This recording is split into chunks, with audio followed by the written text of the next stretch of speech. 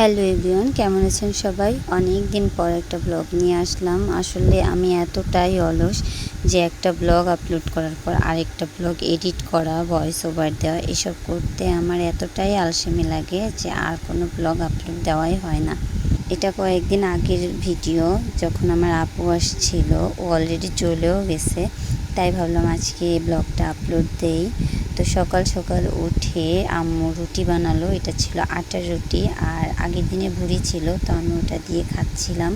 এটা অনেক মজা, আর ভুড়ি 2-3 বার জাল দিলে কিন্তু বেশ ভালোই মজা লাগে। সাথে করছিলাম আমি সুজির হালুয়া।